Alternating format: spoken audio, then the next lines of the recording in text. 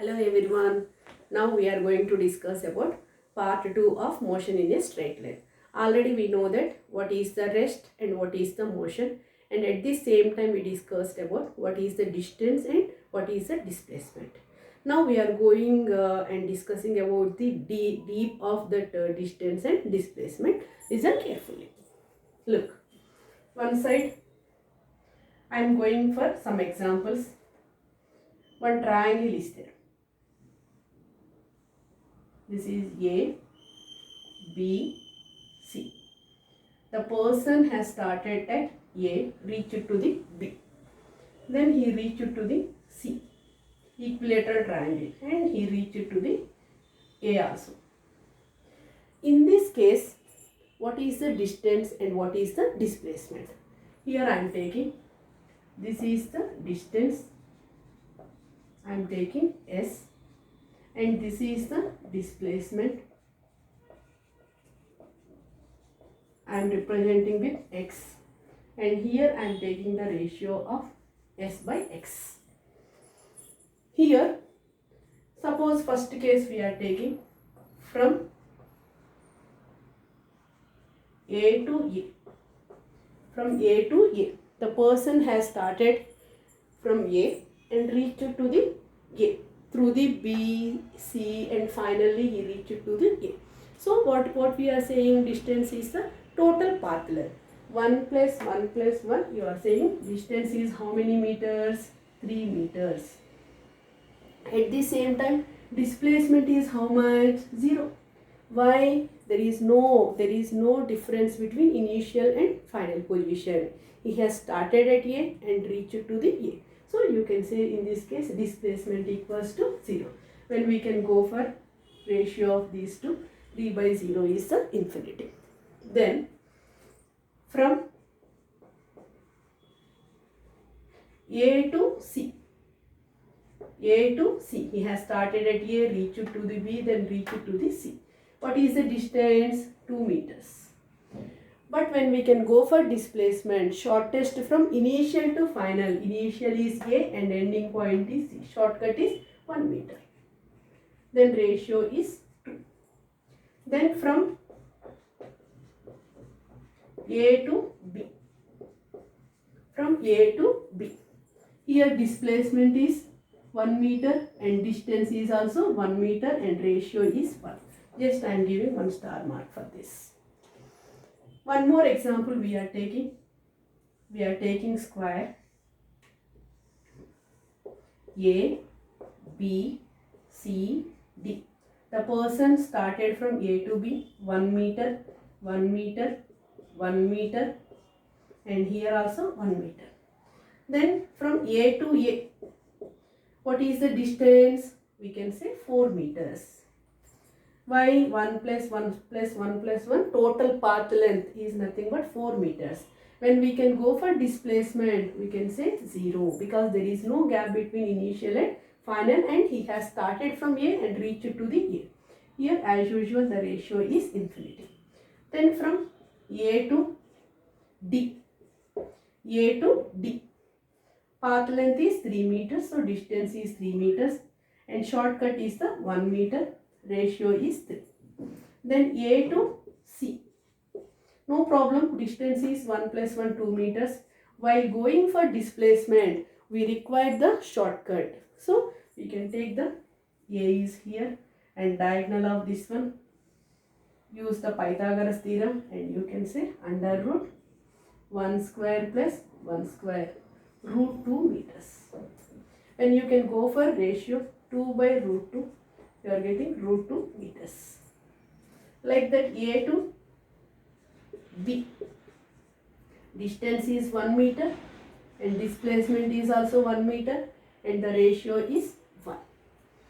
Here also I am giving 1 star mark. See, this point and this point you can see here also. From these two, what is the conclusion from these two? When he started from A to B and here also from A to B. So when the particle is having the straight line motion, the distance and displacement both are same. In straight line motion, displacement is equals to distance. In other cases, you can observe that distance and displacement, always distance is greater than displacement. So here you can mention one point, distance is greater than or equals to displacement. Distance is greater than or equals to displacement. Not only this, I am giving one more case.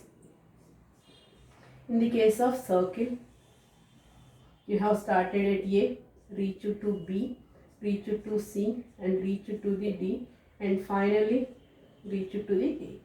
Here the radius of the circle is R. Here also from A to A, what is the distance and what is the displacement? Here 2 pi r is the distance and displacement is 0, and this is as usual infinity. Then from A to C, semicircle. So half of this one means we are getting pi r. But shortcut of this circle is from A to C is the diameter of this one 2r. When we are doing the simplification, pi by 2 is the ratio of this. Then next thing is the A to D. A to D. He is moving from A to D. A to D means he is like this. Pi r plus 3 times of this one means distance is 3 pi r. And displacement is how much? Just you can apply the Pythagoras theorem. Radius r and r. You are getting under root r square plus r square. You are getting r root 2. And we can go for ratio r cancel. You are getting 3 pi by root 2.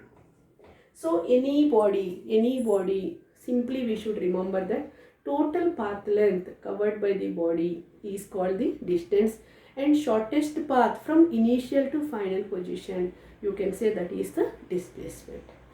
At the same time, you remember that distance is always greater than or equals to displacement. When both are equal, when the body is having the straight line motion, both are equal. In all other conditions, always distance is greater than displacement. Now we are going to discuss about what is the speed and what is the velocity.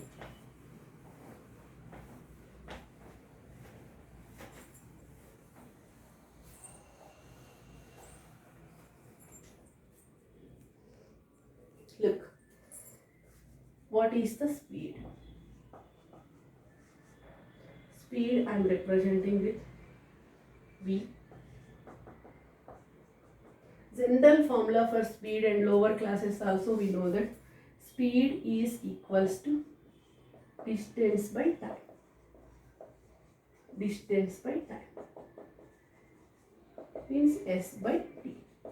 How to measure this one? Units are meters per second. Dimensional formula is LT power minus 1. You know that distance is the scalar, means distance by time is also scalar quantity. You can say it is a scalar quantity. It is a scalar quantity. In this we are going to discuss about average speed. Average speed. So this is the general formula. Speed is nothing but distance by time, and this is the unit, and this is the dimensional formula, and you remember that it is a scalar quantity. Now we are going to discuss about average speed. Average speed equals to total distance by total time. Total distance by total time is called the average speed. How can we show here practically? Look, A to B, the distance is A1, S1. B to C, the distance is S2. C to D, the distance is Sn. So on last point, the distance is Sn. Here time is T1, T2, T3, like that Tn.